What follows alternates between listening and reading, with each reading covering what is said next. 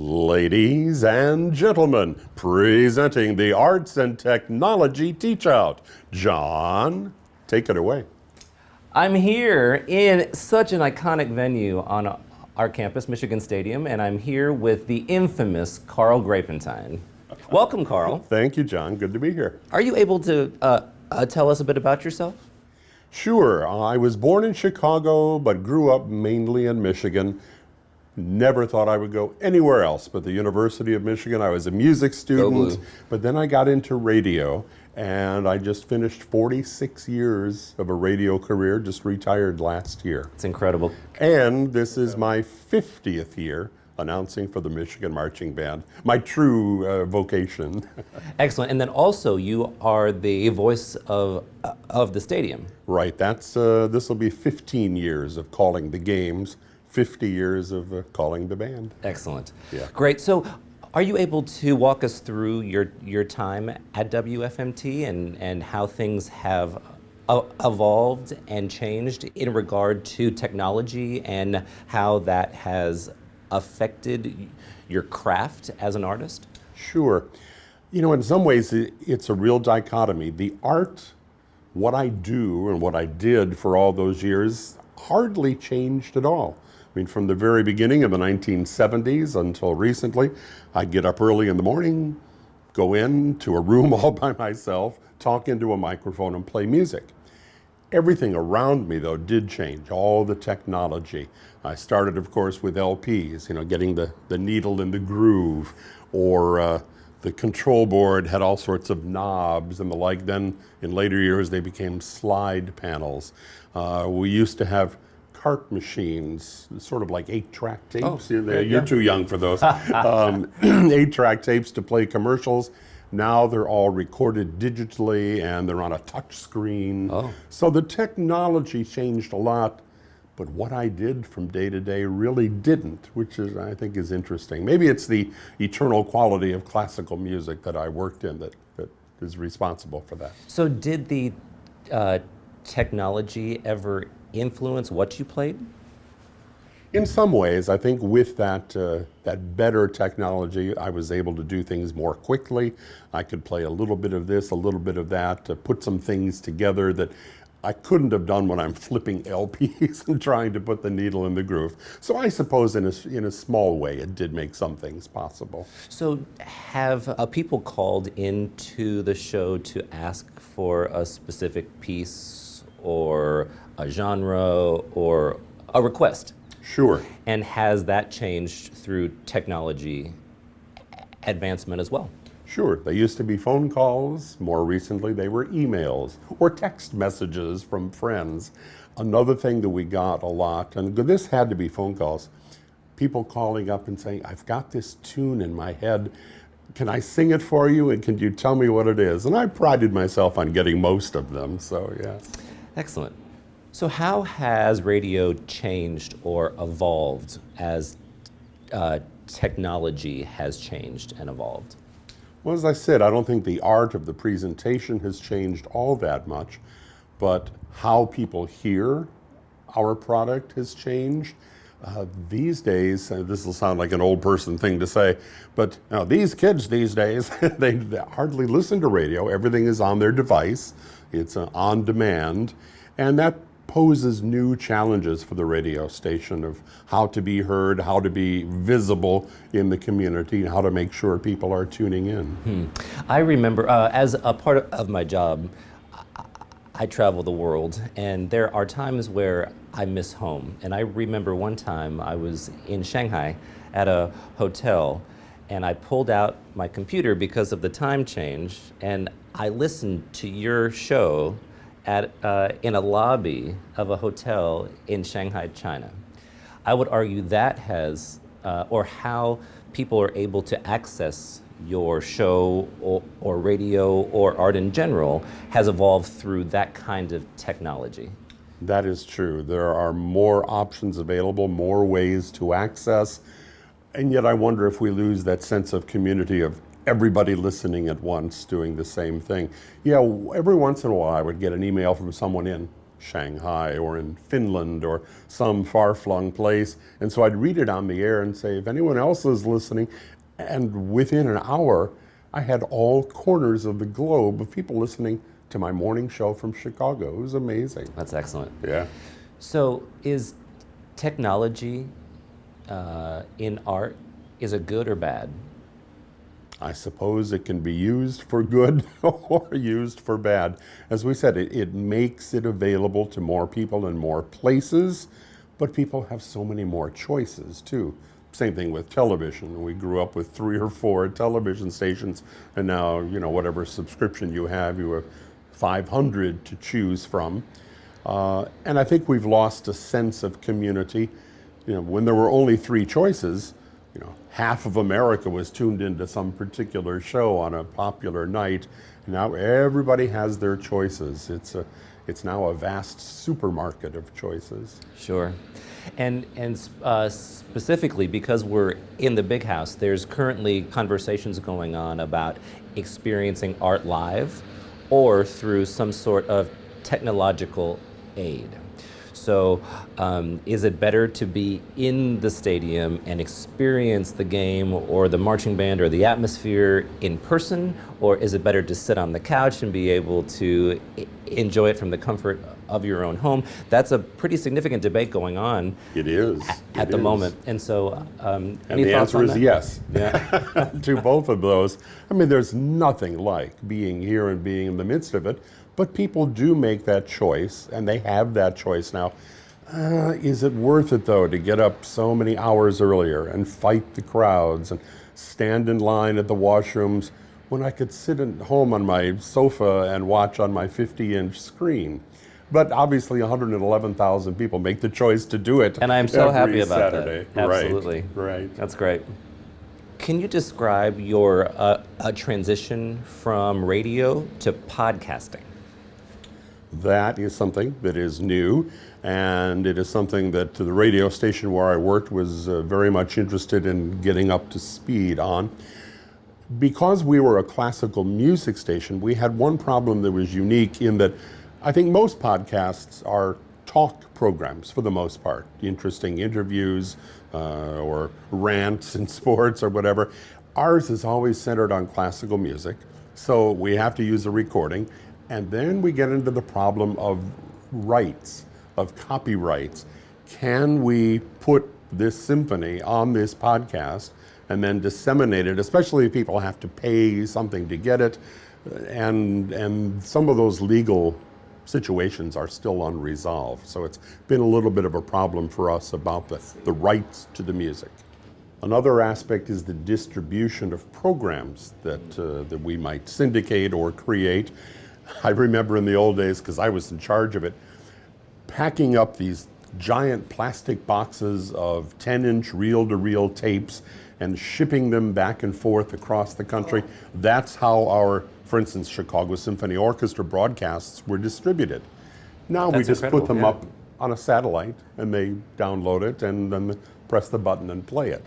So that has surely been a definite change and makes things much easier. Which then makes me think about the economic implications also, the unintended consequence. So if you're shipping tapes across the country, that would impact the postal service or like UPS or, things that would never be considered that would have an impact on technology. Yeah, it might change the personnel, the distribution of person power, of how many people are involved in this. Maybe not so much anymore, not as many people, but I'm sure there are other things where there's an increase in people needed. Sure. So just to transition a bit, so currently there has been a trend where the radio broadcasts are, instead of being live on the radio, are being done through a streaming service. How has that changed radio? That goes along with the podcasts. Each one is another progression. More of the on-demand, more of the being able to find things on the website. People are becoming much more aware of that, much more savvy. They'll contact the radio station, say, how can I get a copy, or how can I listen to yesterday's morning show? Well, that is not something, once again, it's partially the rights problems because we're mostly music, but the whole way of consuming is definitely changing, and where that's going to go, I really don't know. It'll all sort itself out, I guess. And the fact that there are so many sources available, people can listen on satellite radio, people can listen to all sorts of streaming services, and that's something that we've thought about a lot. What makes us unique? Why will people tune into our radio station as opposed to listening to the concert hall on Sirius XM or something? I think the one strength that the local radio stations still have is just that word, local. We're still local. We're still the one that has the weather, whether there's an accident on the expressway. That's a good point. What the symphony orchestra is playing tonight, things like that. And I think I'd like to think that local radio will never be totally taken over by the satellite. I think there's a strength to being local.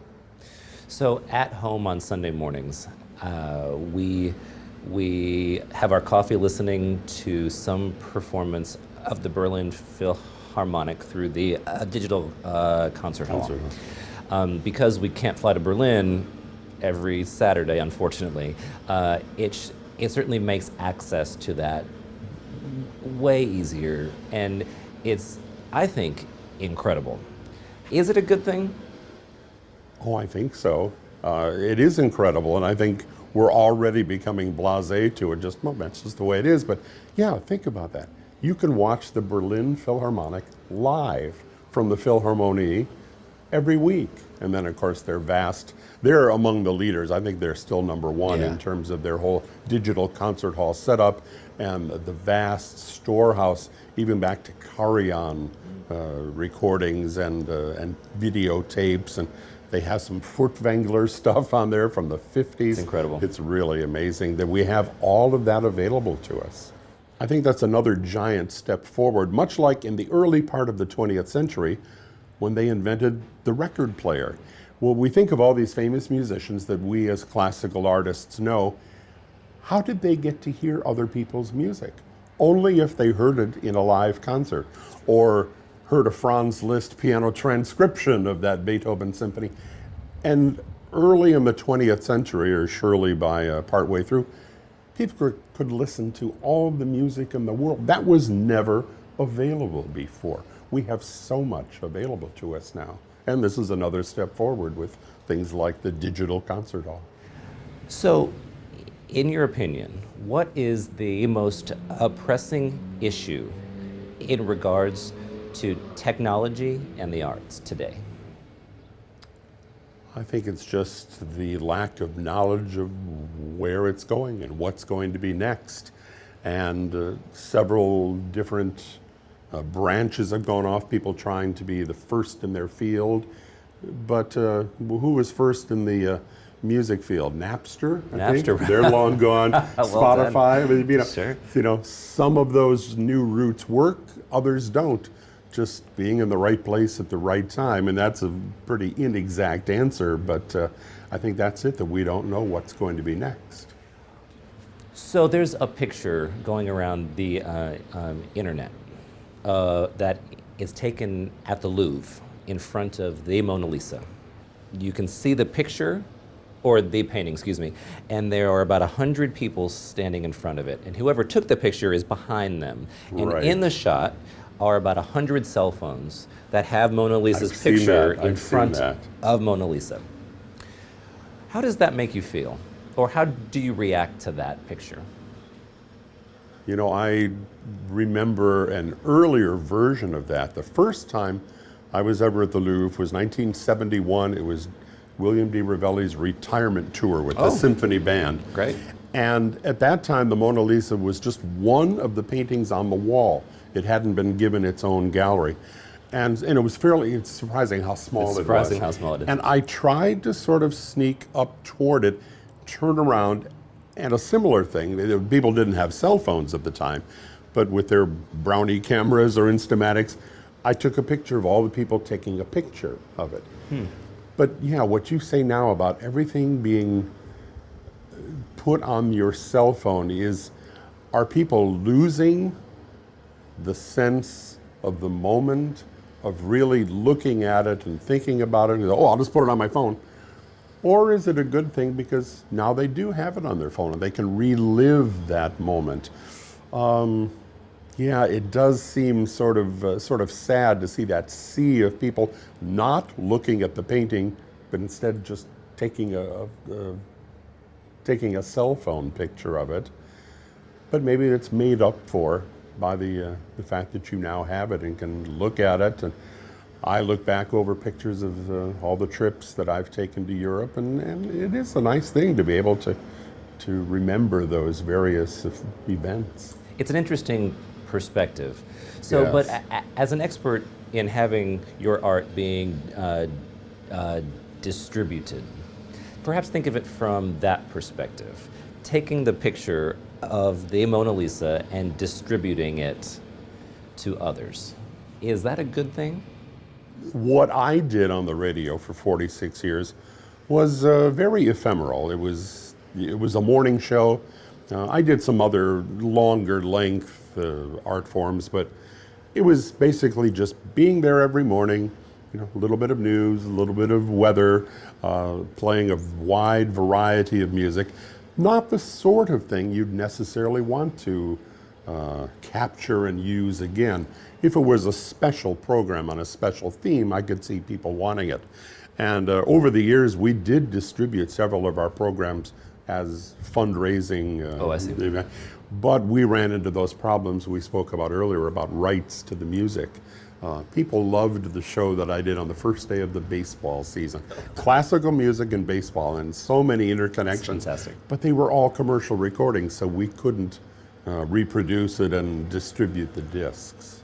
So in terms of experiencing art in the moment, talk about your experience in the Big House.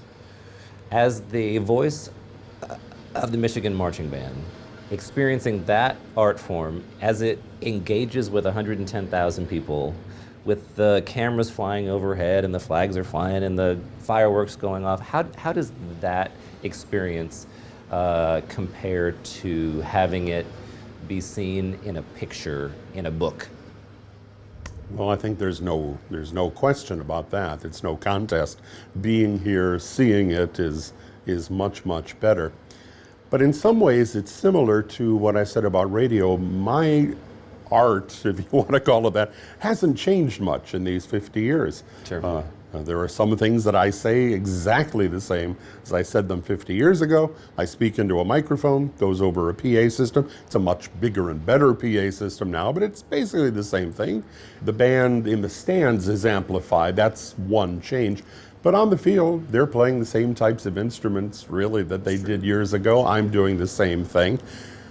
But the entire presentation has become much more technologically sophisticated.